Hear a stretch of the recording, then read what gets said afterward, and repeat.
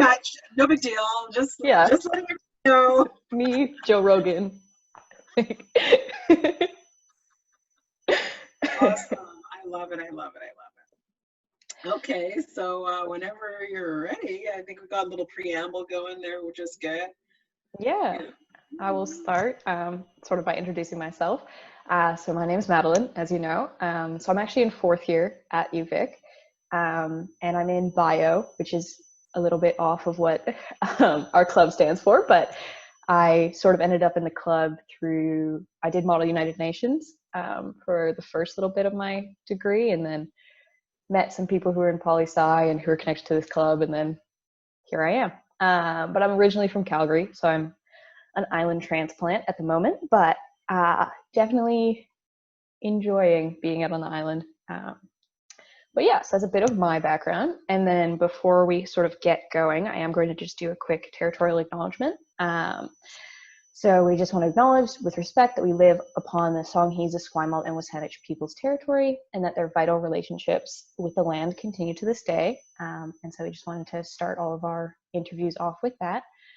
And then just a little bit about Elect Her, which I know I kind of sent in the email, but a little run through is we're a student club that hopes to encourage young women to go into positions of power, specifically politics, but sort of any leadership role across the board, as well as other marginalized genders. And so we're trying to do that through engagement, through telling stories, and just trying to build the confidence of these young women so that they see themselves in these positions of leadership. And so that is sort of me and us and what we're doing. And so the speaker series sort of came about to share the stories of people who are currently in roles that are leadership and politically based. And so we're very happy to have you here with us today. And so yeah, I'll give you a chance to introduce yourself and sort of what you do and all of that. Okay, wonderful. Thank you so much. So I was born and raised in the Greater Vancouver area / Fraser Valley, and I work full-time as an instructor in one of the colleges out here. When I'm not working and teaching full-time, I enjoy volunteering primarily with the National Congress of Black Women Foundation. And when I'm not volunteering, I'm dabbling in other little fun side projects along the way.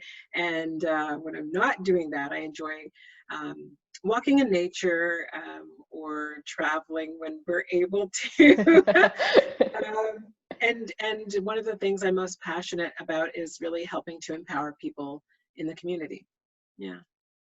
Yeah, dreaming about traveling now.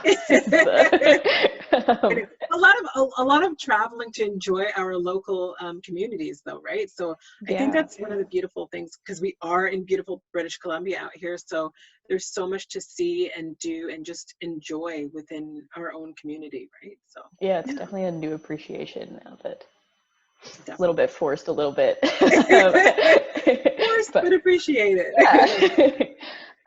So we'll kind of get into the questions. We just have a sort of semi-structured, but if we miss any, add any, that's all great. So what first sparked your interest in community work and activism? And then how did you end up sort of with the National Congress of Black Women Foundation? Okay. So I think that given that my mom has always been someone who volunteered, she volunteered as a young child growing up with the Red Cross, and so she really imparted that into our lives as children growing up. We volunteered with like the Western Canada Summer Games. I was a candy striper in high school, so we understood the value of community involvement. In addition to that, my mom has always been a big advocate for us as children growing up out here, especially within the school system. When we found that there were challenges or some systemic racism going on, she was always there. We could talk to her, and she didn't hesitate to go and speak to whoever she needed to within administration. So seeing that as a child growing up, I grew to appreciate it for sure. And then as an adult, you know, it was just as part of me, it's part of my value system. So that's why I think I lean towards getting involved in the community. Even when I was away for school, I was still volunteering in different capacities. And then specifically with the National Congress of Black Women Foundation, for me,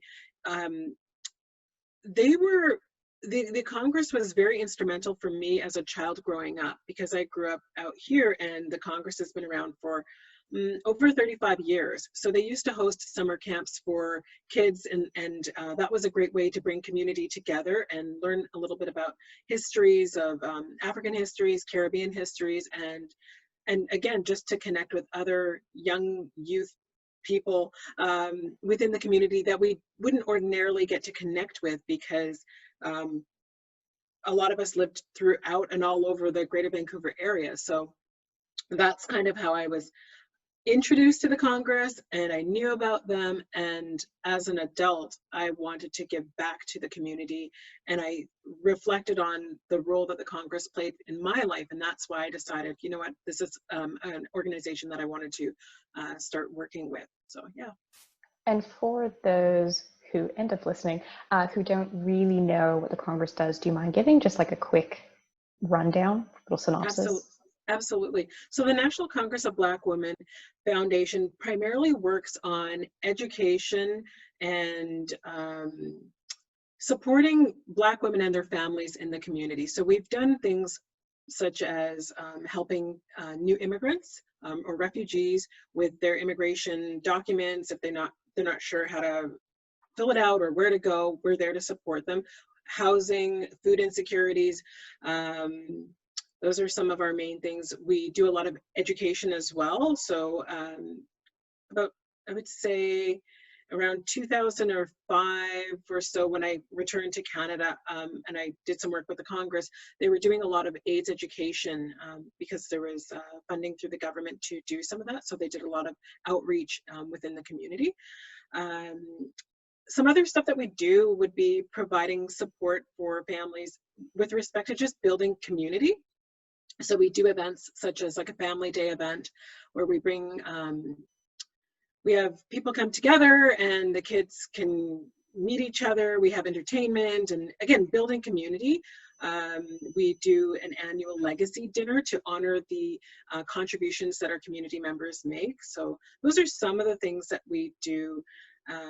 And it's very much a grassroots organization that's done some great things. One of the big highlights for the Congress is that we were the organization that really pushed to promote the recognition of Rosemary Brown in the community. So we had a petition for the Rosemary Brown stamp.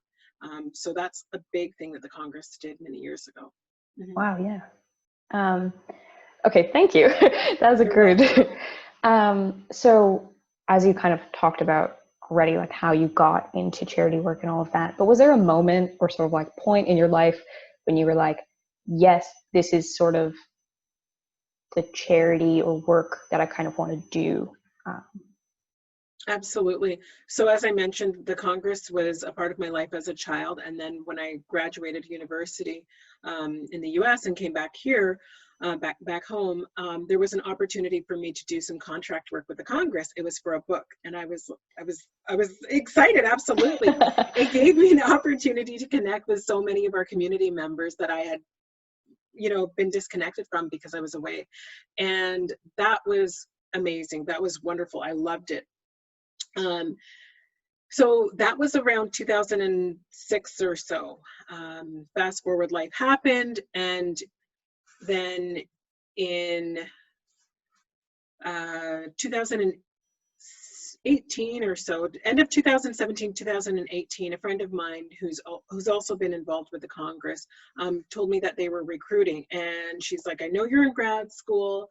I don't know if you'll have time. And I said, absolutely, without a doubt, 100%. Because again, I knew the importance that the Congress played in my life as a child growing up. So I definitely didn't even hesitate to get back and get involved, knowing that they were recruiting and they needed some support. I said, yep, absolutely. Yeah, that's great. And for someone who did want to get a bit more involved, not necessarily directly in the Congress, but just sort of in social justice work and charitable work, what would you sort of tell them? What kind of advice would you give? Absolutely. I would say find out what you're truly passionate about, and then see if there's an organization or a nonprofit that's already doing that work, and find out how can you get involved. Can you volunteer with the organization?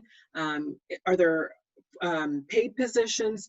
Just again, like, I think that a lot of nonprofits, there are so many opportunities, especially if they're some of the grassroots organizations. So they usually welcome people who want to come out. It may not even necessarily be on a consistent basis, but it might just be for events, because that's one of the things where whenever we host events, we're usually looking for volunteers to come out for the day, to help support us to make that event run smoothly. So it may not even be like a consistent, like every week you're working with the nonprofit. It might just be on an events basis, and it gives you an opportunity to see the workings of that organization, which I think is really important.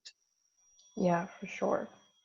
And then what advice would you give to a young woman or a person of a marginalized gender who does want to work in the non-for-profit sector, but might like struggle to kind of see themselves in that role, kind of the confidence to put themselves out there to take a position that might not necessarily have the biggest salary or the most security, that sort of thing? Do you have any tidbits?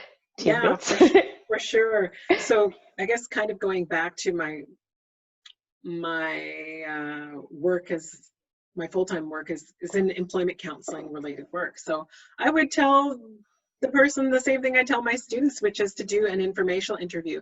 Speak to someone who's in that sector. Speak to several people within the nonprofit world, within all different areas of nonprofit, to find out what was their journey, what was their path, how did they get to where they are, what are some of the challenges, what do they love about it, because most people are actually really excited to chat about it. It might be, I mean, I know that we've got COVID going on right now, so outside of COVID, it might be.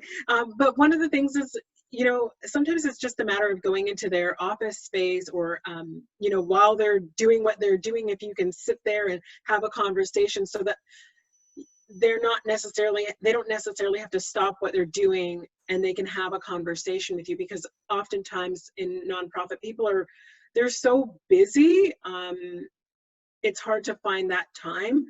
Yet at the same time, most people are more than happy to share their experiences with others, especially to share the great things that the nonprofit organizations are doing. So that would be my biggest piece of advice, is go out there, do an informational interview with several people in it, so that they can get a better understanding and they can make an educated and informed decision about what it's like.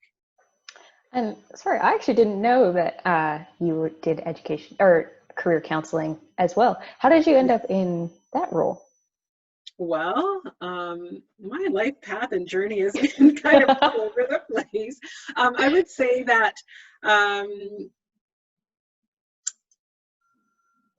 long story short, in 2008, when the economy tanked, I went and through some career exploration programs, and in that I came out pretty high with teaching and also corporate training. And my wonderful employment or case manager at the time, she said, well, one of the ways that you can get into corporate training would potentially be look at career practitioning, because that will allow you to increase your facilitation skills, and with those strengthened facilitation skills, you could potentially look at branching into corporate training. And I said, oh, that's great. So that's how I kind of stumbled upon it. And it's a wonderful fit for me, because I absolutely love encouraging and inspiring people to just navigate through their career journey and their life journey. Yeah, being a university student, I very much appreciate career counseling. So awesome. I love it. Definitely is an interesting path to trying to find out what you're going to do. It's scary. It's scary sometimes, because I think out here there are so many options, and I think for kids that are in elementary school, they don't even know what career opportunities are going to be available, you know, by the time they are in university. They don't know because technology is changing. There are things that we don't even know yet, right? So yeah, there's a lot. That's why, again, informational interviews are great, because if you're going into an emerging profession, or a profession that's, or a sector that's really about to blow up, then, you know, you talk to family members and friends who might know other people that are in that industry, and you can get a better idea of what career opportunities are available in the future too. Yeah, I know. I was at a bookstore yesterday, and there was a kids like ABC careers book, and it had just come out, and it was like G is for game developer, and I was like, oh, I guess that, yes, now that is definitely like for kids, especially that age, that's Yeah. a career. And I was like, right, that, yes. Yeah, exactly. Mind blowing to me, because I don't even, I yeah, don't know what G would have stood for before. I have no idea. yeah, I don't know. But I mean, yeah, I was shocked, and it was great. Yeah. Anyways, Yeah. so what do you think was kind of like the biggest obstacle that you faced, either getting into non-for-profit or into your teaching career, or any sort of, whichever role you'd like to choose, but sort of, and then how did you sort of overcome or adapt to that obstacle?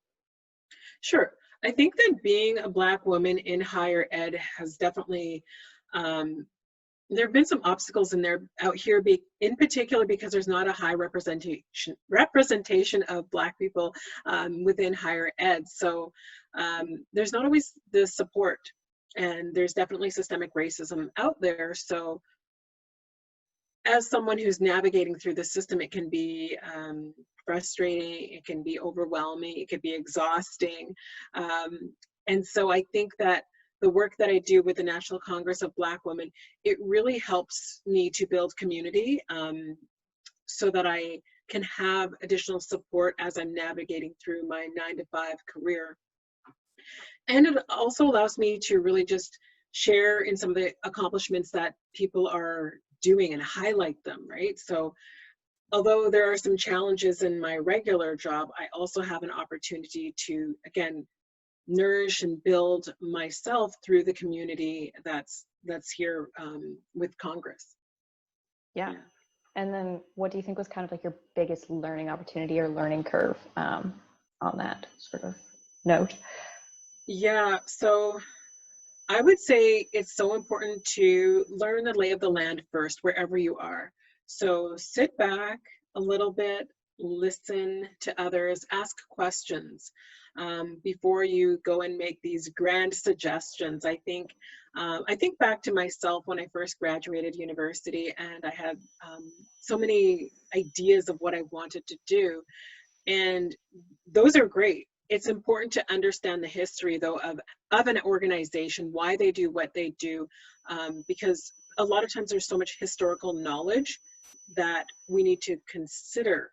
So that's why it really is important to take some time and speak to all different types of people within the organization. Don't just speak to people that are directly in your team.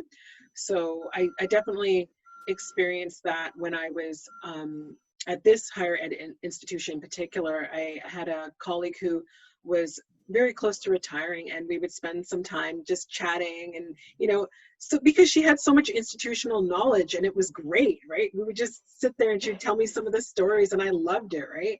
And now that she's retired, I was able to learn some of that, right? So I think it's so important to just spend some time, understand what's happening and why they do what they do before the grandiose suggestions come out, right?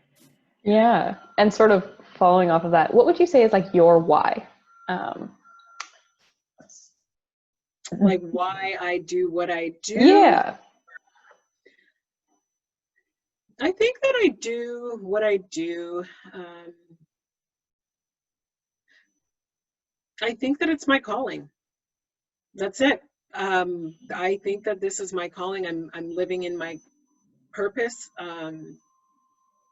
It's the work that I do is fun. I love it. I wouldn't change the work that I do per se. I think that there's more work I can do. So when it comes to helping people within the community and the broader community, helping humanity, that's I think who I am in my core essence.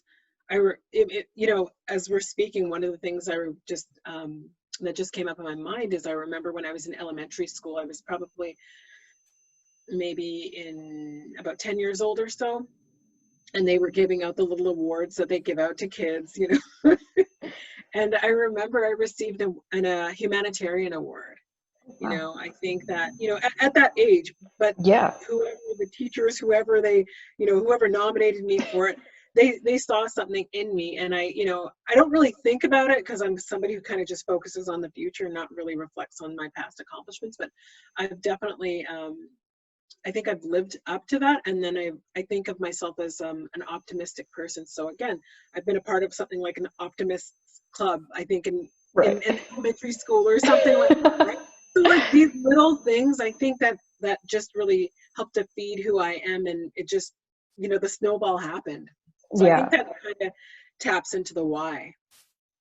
Yeah, it's sort of like always been who you were. There's just like nothing, there's no other.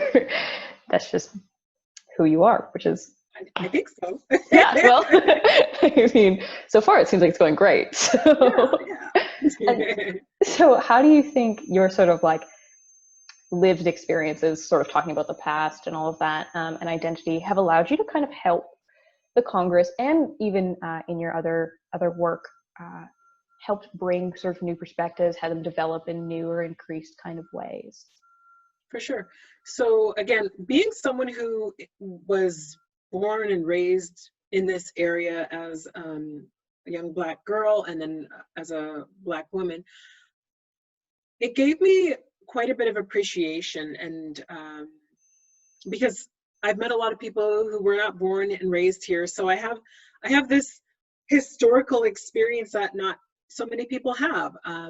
Some of the things that I think about growing up here that have definitely made my experience unique is my parents are originally from the Caribbean, so I have a bit of that identity. And one of the things that they encouraged was the involvement within the Trinidad and Tobago Cultural Society. So I used to play steel drums as a child. That's part of my identity. So going around to different events and performing, that has helped to shape my identity. Also growing up here, there was something called the Junior Black Achievement Awards, and I used to participate in that as a child. So again, that helped create a sense of community and help to build confidence in who I was as a young girl, and then now as an adult, I definitely have that confidence. Some of those things are the things that help to shape me. And then I think making a decision to do my undergraduate degree in the US, starting off at a community college was huge for me because I had that opportunity to have more individualized support from instructors, which I needed as a learner. I also had tried out other institutions that were larger, and they were just too overwhelming for my learning style. So I really enjoyed being in a community college. And then from there, I was able to um, uh, transfer to a four-year college, which was an HBCU, historically Black college university. And so that experience in itself, being a Black woman from Canada, then moving to the US as an international student, then going to an HBCU, that was huge. It was like so many different layers of shaping and molding who I am, right? Because I had never been in an environment, a learning environment in particular, where I was not othered. Right. I was now just a regular student like everyone else. It was no big deal. You know, I wasn't the other, right? Right. So that definitely helped to shape and mold who I am. And bringing living through those experiences allowed me to just bring some of that to where I am now with my work. I've been able to see and volunteer and learn in environments where I've seen other Black professionals at their top of their game, CEOs, chatting with them, learning about them. I also interned at radio stations that were Black owned. Like that kind of environment was really impactful for me, because I've seen it exist, and then being here, coming back home to Canada, in particular within the Vancouver area, you know, I see that there's still quite a bit of work that needs to be done. And so I think that's part of the reason why I'm so fired up and so passionate about working with the Congress, and then also within my institution, I work to help bring awareness, and see how we can partner up and create synergies to create a more inclusive and belonging environment for all students. Mm-hmm. Yeah, and sort of in that education realm, what would you suggest to sort of create more diverse, more representative sort of learning environments? What would you say are like some good first steps? So yeah, I was actually having a conversation with a few other instructors yesterday, and I think first we need to ensure that the institutions are actually hiring more diverse instructors and employees, right, across faculty, staff, everyone. Are they recruiting more students that are coming from diverse backgrounds? And not just racially diverse, you know, we're thinking about from an intersectional lens. That being said, we also want to make sure that those that are currently teaching, that are in the institutions, that we are educating them on how to navigate through teaching diverse students, racially diverse, and just all the different diversities out there. Yeah. Because one of the challenges is if you bring in a diverse demographic and you haven't educated the instructors on how to navigate through that landscape, then there often is some pushback, because there's fear of the unknown. So the institutions really need to support everyone, not just the students, but also the employees. So if everyone is supported, it makes it a lot easier. And the other thing is building up the resources to support both employees and students. So making sure that there are anti-racism policies in place. So when students face any kind of discrimination, they know where to go. And also when employees face discrimination, they know where to go so that they can feel supported. We want to also make sure that the curriculums are more inclusive. So we are creating curriculums that don't just use one type of example, but have a more intercultural lens or approach to teaching. So that's one of the things that I'm very conscious of when I am in the classroom. I think about how can I embed this example or that example, even from images or authors, or, you know, people that we're pulling in when we're thinking about resources for maybe videos or clips or anything like that. How do we make sure that we're actually thinking about the different people that are sitting in our classrooms, right? So does that help answer? Yeah, sorry, I know that kind of, I threw that question in, but you answered it beautifully. That was more for my interest than. Well, yours and others, right? People want to know.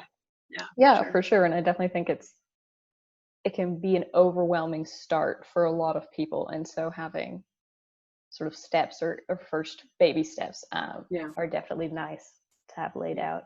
And you obviously mentioned an intersectional lens, and for our club, that is a very big part of what we want to do and what we want to see sort of encouraged.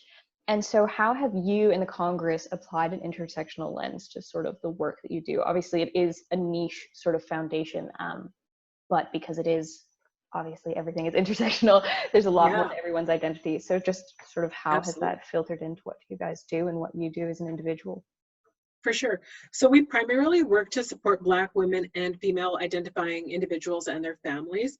We work with people of all ages, all citizenships, ethnic backgrounds, socioeconomic classes, and we also partner with other organizations, groups, institutions to host events that are open to all people.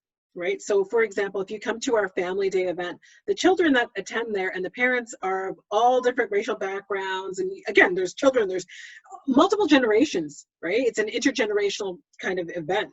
And then people with different abilities. Our building is located in a fairly accessible location. So we're right off of the SkyTrain line.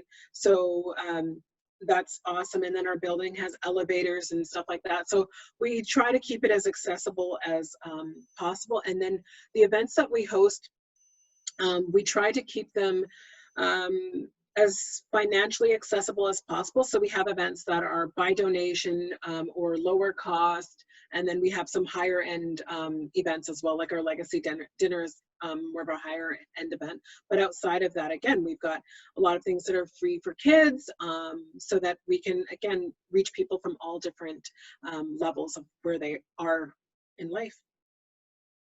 Yeah, and then how would you, or how have you worked to sort of address any sort of gendered or disabled equity or inequities that your community members, so Black women, may experience? Again, I think when it comes to ability, we try to make sure that our events are hosted at accessible places. And even like things like signage, if people let us know in advance that they need help with things, we can make sure that one of our volunteers is there to assist that person, whether it be seating or whatever for that. And then for the gendered question, I think, again, that's an area that we're still developing. Again, when we have events, it's open to anyone and everything. So that's very inclusive. And I think when I think of some of we've actually partnered up with another institution to honor, there's a Rosemary Brown Award. And from what I understand, in the past, there's been a recipient who was someone who was female identifying, and the award typically will go to women or female identifying. So again, I think that's another way that we are also being inclusive within the Congress, because that's something that we support. We partner up with that institution to honor that award.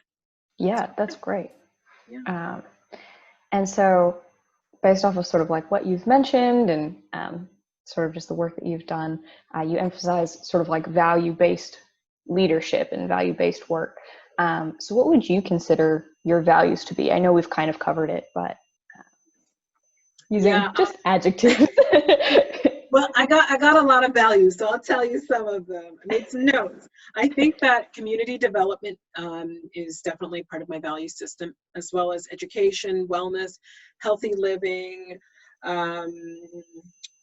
documenting our history, supporting families, authenticity, and then lending my voice to those who don't have a voice to speak up, and then definitely challenging the status quo. Those would be some of my values. Well, they're great values. And so how do you ensure that you're kind of staying true to those values as you go through your work? I think that a lot of it has to do with keeping certain people in my circle, people who truly know who I am. And authenticity is a big thing for me. So between family and a tight-knit group of friends, that's huge, because they can call me on ways if they see that I'm like, if I'm kind of wavering at all, and I can talk to them and they say, well, Shell, this is what's going on, or have you considered that? That's really big for me, having that support system in my life where they truly know who I am. They've known me for years, and they can call me on things if my values are in question. Right, that's great. Yeah, for sure. And so sort of, obviously you have a great support system, so that's amazing. And so I presume that kind of factors into it, but how do you avoid becoming overwhelmed by sort of the vast amount of work that still needs to be done across the board for equality? Yeah. Well, I think that over the last few months during this, the unrest that's happening in our world, we are constantly reminded that this is not a sprint, this is a marathon. And sadly, I don't think that this is going to be solved within my lifetime. So we really need to pace ourselves, because we need to be around for the long haul. And, you know, it can get overwhelming. It can become just exhausting. It can be draining.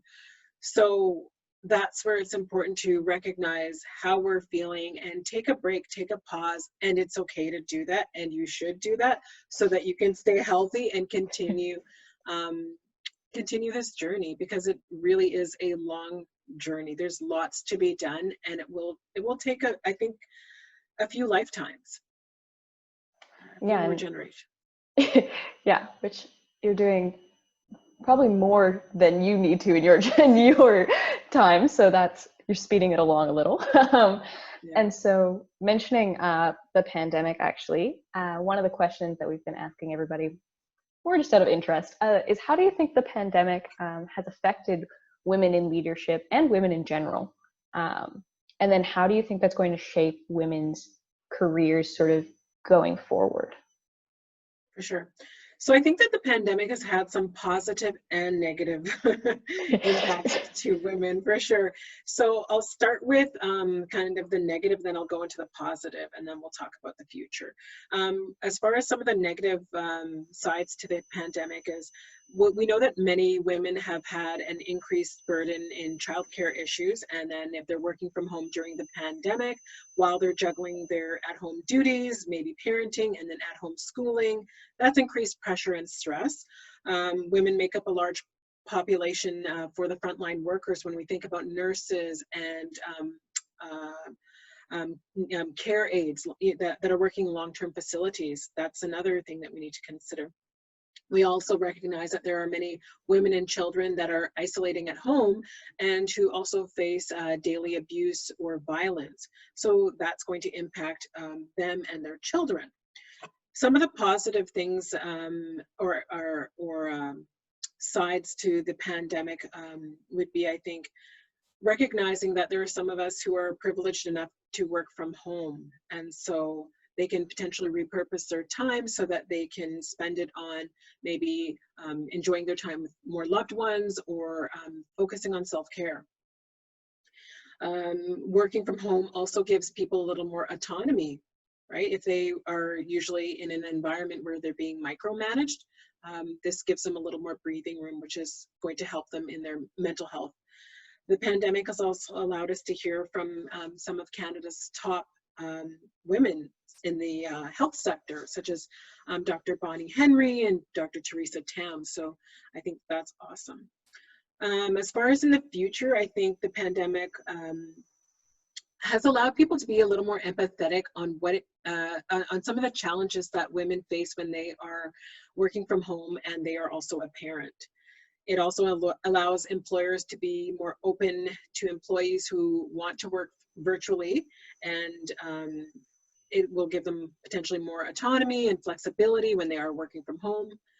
It's also, the pandemic has, I think, also shed some light on the need for race-based data to show how Black, Indigenous, and people of color have been impacted disproportionately in many areas.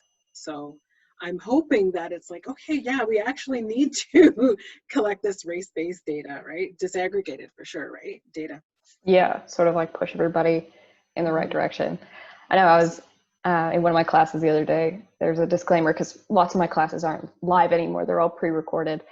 And one of my profs was like, yeah, for the individuals that have children at home or have jobs, like, we know that you can't necessarily make it to some lectures. And it kind of just made me laugh, because I was like, there has always been people who are parenting and going to school, and it was always, well, you need to attend or you're going to be penalized for it. And I think it's interesting that now that it's online, people are like being a bit more adaptable in those situations. And so I definitely hope it kind of like continues, even if we end up back in person, that sort of respect for people's individual like life situations. Absolutely, you hit the nail on the head, because you know, even whether it is someone who is a parent or someone who's maybe looking after aging parents, right? These are all some of the real challenges that people go through every day. And then insert pandemic, and it's all of a sudden like, oh, okay, like, okay, now I'm working from home. Oh, now I have to take on this additional responsibility that I didn't necessarily have to worry about before, right? So I'm hoping for a lot more compassion in those areas, so that when things return to normal, I don't know if that's gonna Maybe. I really, my hope is really and truly that people come out of this with a lot more compassion for others, for humanity, right? Yeah, it's interesting having something that affects everyone so broadly. Yeah. It's kind of leveled the playing ground in certain areas. Yeah, which is interesting to be able to like live through that. Sort of like living in a social experiment right now, Yeah, which is absolutely. interesting, weird, fun, It's a overwhelming. roller coaster ride. Yeah, like new every day. Yeah, absolutely. Absolutely. But yeah, so we only have a few questions left here, so I know lighter ones to finish off with. So where do you find inspiration? I know you inspire a lot of other people, so where does that come from for you? I find inspiration almost everywhere, to be honest, whether it is from just, I'm inspired by, like, right now we have fresh, clean air. Like, you know, we had to live through a lot of smoke over the last week, right? And I'm inspired that, yeah, I can open my window, and yeah, I appreciate that. And I'm really inspired by the younger generation when I see them out there and standing up for what is right. When we think about humanity, I'm truly inspired by them. I'm inspired by people who have been doing this work for decades and working tirelessly, and they're continuing, and they're quietly just working alongside because this is what they've been doing. That's truly inspiring for me. So I think I find inspiration in little pockets here, there, and everywhere. Mm-hmm. Which is great, because then it's always around. You just have to look for it. uh, Absolutely. and then what would you say are sort of your next steps in your more like social justice work, in your career, just in general? For sure. So I think that we need to increase the resources and support and the conversations to eradicate anti-Black racism and, well, racism in general, but definitely anti-Black racism when I think about the Congress. And we need to focus on our mandate for the Congress. We also need to figure out how we're going to pivot to continuing to reach our community members during this pandemic, and also think about how we can continue to move forward towards this liberation that we're fighting for. That's truly, I think, some of the big things as I'm looking forward for the Congress. We actually have our AGM coming up on Saturday, so we're going to be, Exciting. yeah, we're looking at how do we do Black History Month, right, during a pandemic, because normally our events are in person. We do a lot of fundraisers, and so we really need to reflect on what do we do moving forward? How do we stay connected with our community and support our community?